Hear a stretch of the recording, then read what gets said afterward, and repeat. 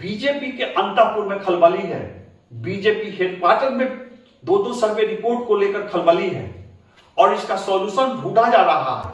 हिंदी पट्टी के राज्य में बिहार में एनडीए को ये शिकस्त या ऐसे कहें कि इंडिया अलायंस का इमर्ज करना, इतना ऊपर उठना, ये खतरे की घंटी है। अगर परिणाम इन्हीं सर्वे रिपोर्टों के आसपास रहा तो कहा जाएगा कि मोदी का जादू नहीं चला, मोदी मैजिक नहीं चला, मोदी की गारंटी नहीं रही बिहार में। तो फिर किस हवा के साथ अगले विधानसभा चुनाव में उतरेंगे बिहार में? और बिहार में जो अपने बूते पर सरकार बनाने का सपना है बीजेपी का, वो तो धराशायी हो जाएगा लोकसभा चुनाव परिणाम से ही। कि नरेंद्र मोदी और अमित शाह की जोड़ी हर हाल में इस तस्वीर को बदलना चाहेगी, हर तिक्रम आजमाएगी। जरूरत पड़ी तो जहां जहां भाजपा सांसदों की छवि खराब है, एंटी इनकम्बेंसी है, वहां पर सांसदों के टिकट काटे जाएंगे, प्रत्याशी बदले जाएंगे। बीजेपी वाले लोग कहेंगे तेरी जुल्फों से जुदाई तो नहीं मांगी थी, कैद मांगी थी, रिहाई तो नहीं मांगी थी। और नीतीश कुमार कहेंगे मैंने क्या जुर्म किया, आप खफा हो बैठे, प्यार मांगा था। नमस्कार, मैं हूं विवेश त्रिवेदी और आप देखना शुरू कर चुके हैं जनता चौक लाइव। तो मैंने आपको बताया कि जनता दल यू के सामने कौन कौन मजबूरी है, कैसे नीतीश कुमार निराश होकर लौटे हैं दिल्ली से, इंडिया अलायंस की बैठक से कैसे अपमानित होकर रूठ कर चले हैं, उन्हें संयोजक नहीं बनाया गया। और फिर उनके सांसदों की क्या इच्छा है, सर्वे रिपोर्ट क्या कर रहे हैं, जनता दल यू क्यों आत्ममंथन करने को मजबूर है। इस स्टोरी के पार्ट 2 में मैं आपको बताऊंगा कि भाजपा क्यों घबराई हुई है, भाजपा बेचैन क्यों है। मैं आपको बताऊंगा कि कैसे बिहार में मोदी की गारंटी दांव पर है। तो आप मेरे साथ बने रहिए। आज मैं आपको उन कारणों की जानकारी दूंगा जिसकी वजह से बिहार में फिर से पलटी मारे जाने की चर्चा है। जी हां, मुख्यमंत्री नीतीश कुमार के गठबंधन बदलने की चर्चा है। कहा जा रहा है कि वे फिर से महागठबंधन को छोड़कर, इंडिया अलायंस को छोड़कर फिर से एनडीए की ओर आ सकते हैं, भाजपा से हाथ मिला सकते हैं। तो ये इस अटकलबाजी को किन किन कारणों से बल मिल रहा है, क्यों इसकी चर्चा हो रही है, जनता दल यू की क्या मजबूरी है, किस स्थिति में है, भाजपा का स्टैंड क्या है, भाजपा क्या चाह रही है, भाजपा किन कारणों से नीतीश कुमार के प्रति सॉफ्ट कॉर्नर रख रही है। एक बार फिर से लालू प्रसाद का क्या स्टैंड है, क्या वास्तव में लालू प्रसाद अपने बेटे तेजस्वी यादव को मुख्यमंत्री बनाने के लिए दबाव डाल रहे हैं। और मैं खास तौर से 2 चुनावी सर्वेक्षणों की रिपोर्ट का हवाला दूंगा कि दोनों रिपोर्ट के आने से कैसे खलबली है, कौन ज्यादा परेशान है, किसकी नींद हराम है। अब मैं चुनावी सर्वेक्षण की बात कर लूं। इंडिया टीवी के सर्वेक्षण में बताया गया है कि बिहार में आरजेडी और जनता दल यू के 7 सांसद जीतकर आएंगे और कांग्रेस के 2 सांसद जीतकर आएंगे। अगर इंडिया टीवी के सर्वे रिपोर्ट को सही मान लिया जाए तो यहां पर जनता दल यू के 9 सांसदों की हार दिखाई दे रही है। 16 सांसद उनके मौजूदा हैं और सर्वेक्षण रिपोर्ट में कहा जा रहा है कि जनता दल यू के और आरजेडी के 7 जीत कर आएंगे। तो चुनाव से पहले ही जो खतरा था वो दिखाई दे रहा है और अभी चुनाव आने में वक्त है। अभी धीरे धीरे हो सकता है कि जैसे जैसे लोकसभा का चुनाव करीब आएगा, भाजपा के पक्ष में कुछ और माहौल बने। तो ये स्पष्ट खतरा दिखाई दे रहा है कि इनके सीटों की संख्या घटेगी। तो मैं फिर कहूंगा कि इन्हें 2014 की याद आ रही है, जब ये भाजपा से अलग होकर लड़े थे और इनके सीटों की संख्या 20 से घटकर 2 पर पहुंच गई थी। तो चुनाव से पहले ही इनके 16 में से 9 की हार दिखाई दे रही है सर्वे रिपोर्ट के अनुसार। दूसरी बात मैं आपको बताऊं कि लोकसभा चुनाव 2024 में जैसे ही इनकी हार होगी, सीटों की संख्या घटेगी, तो ये कमजोर नजर आएंगे। इनके मात्र 45 विधायक हैं और इनके सांसदों की संख्या भी घट जाएगी, तो आगे ये आरजेडी के सामने भी लाचार और कमजोर नजर आएंगे। जब सांसद इनके पास नहीं रहेंगे तो और कमजोर नजर आएंगे। तो कहा जा रहा है कि नीतीश कुमार इससे उबरना चाहते हैं, इससे बचना चाहते हैं। अटकलबाजी चल रही कि इसीलिए वो एक बार फिर से भाजपा की ओर मुखातिब है कि किसी तरह से पहले सांसदों की संख्या तो बढ़ा ली जाए, और आना जाना तो लगा रहता है।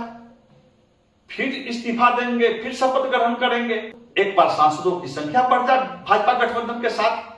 मैं इसकी पुष्टि नहीं कर रहा हूं कि नीतीश कुमार जा ही रहे हैं एनडीए की ओर, लेकिन मैं ये बताना चाह रहा हूं कि किन किन वजहों से ये हवा चल रही है, ये चर्चा चल रही है, अटकलबाजी चल रही है। ये नहीं चाहेंगे कि इनकी सीटों की संख्या कम जाए और राजद का खाता खुल जाए, राजद के साथ सांसद आ जाए लोकसभा में और लालू प्रसाद का दबदबा बढ़ जाए इनके सामने। तो इस्तीफा देने, गठबंधन तोड़ने में राजनेताओं को कोई शर्म हया नहीं होती है, कोई हिचक नहीं होती है। 2 मिनट का काम होता है। तो नीतीश कुमार अगर फिर से इस्तीफा दे दें और नई सरकार में फिर मुख्यमंत्री के रूप में शपथ ग्रहण कर ले, तो इसमें किसी को आश्चर्य नहीं होना चाहिए। बाद में एक बार फिर से भाजपा को बाय बाय टाटा बोल देंगे। अब मैं भाजपा की स्थिति आपको समझाऊं। 2 सर्वे रिपोर्ट से, चुनावी सर्वेक्षण की जो 2 रिपोर्ट है, इससे भाजपा के होश गुम है, भाजपा बेचैन है। और सबसे बड़ी बात कि मोदी की गारंटी दांव पर है।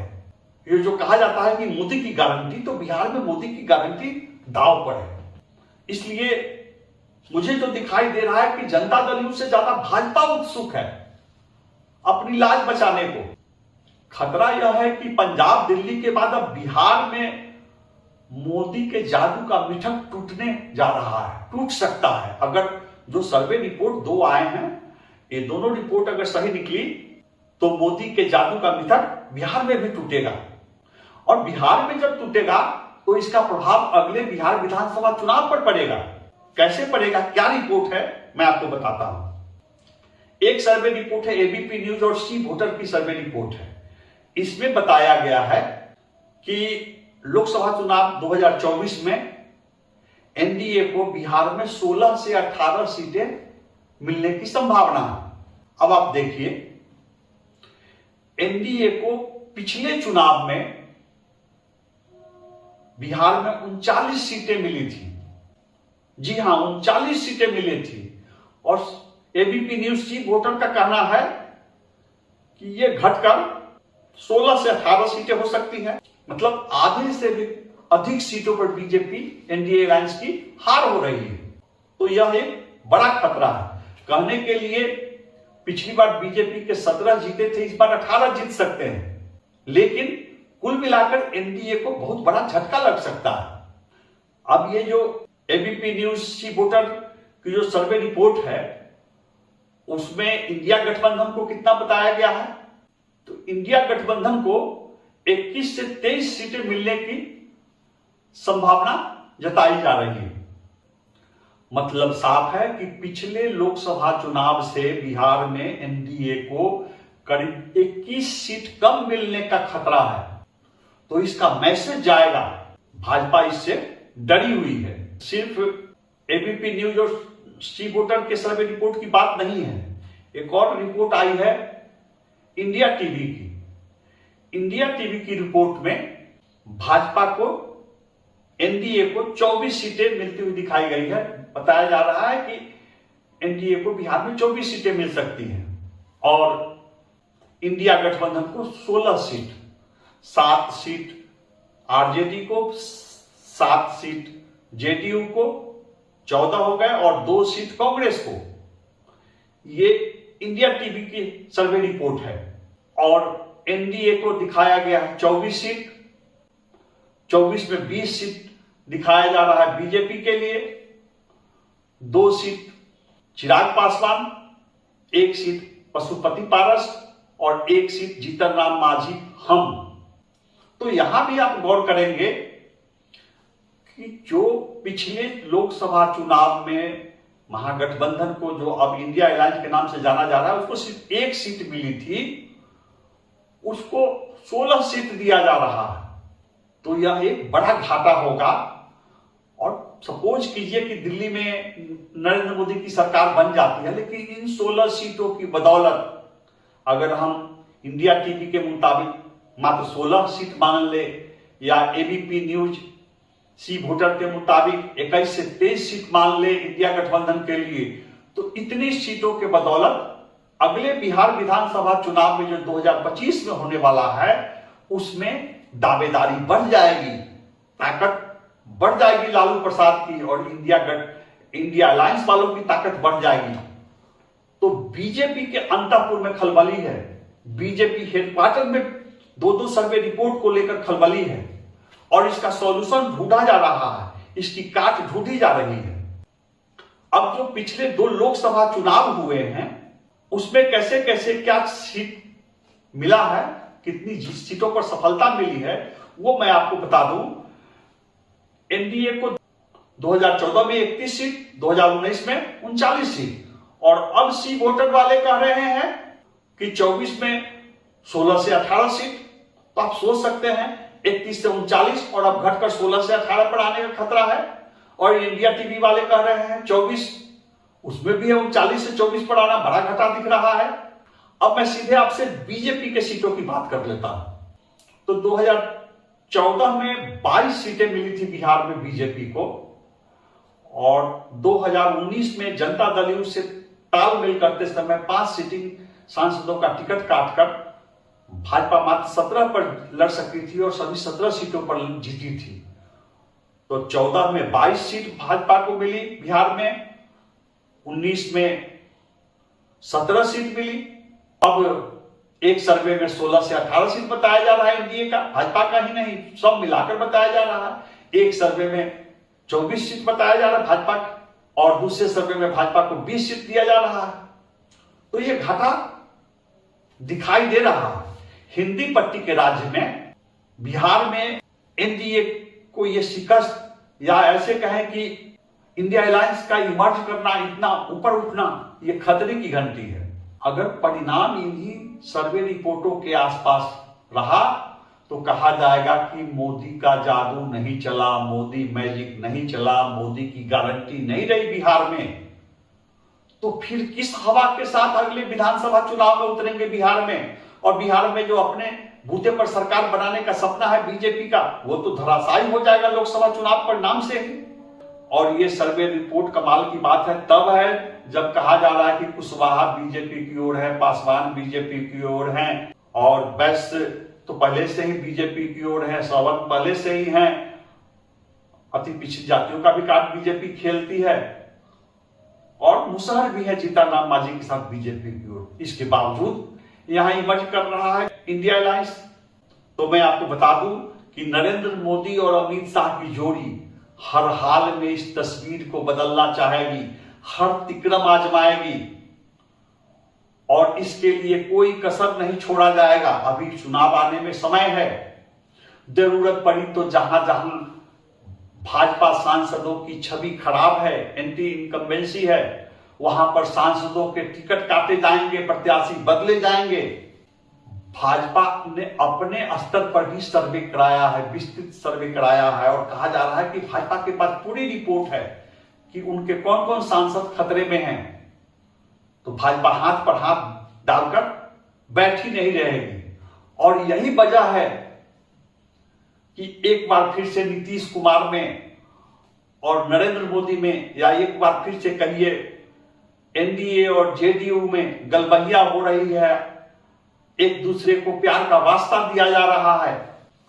और एक गाना मैं आपको हिंदी फिल्मों का सुनाता हूं तो आप समझ जाएंगे कि दोनों की स्थिति क्या है। बीजेपी वाले लोग कहेंगे, तेरी जुल्फों से जुदाई तो नहीं मांगी थी, कैद मांगी थी, रिहाई तो नहीं मांगी थी।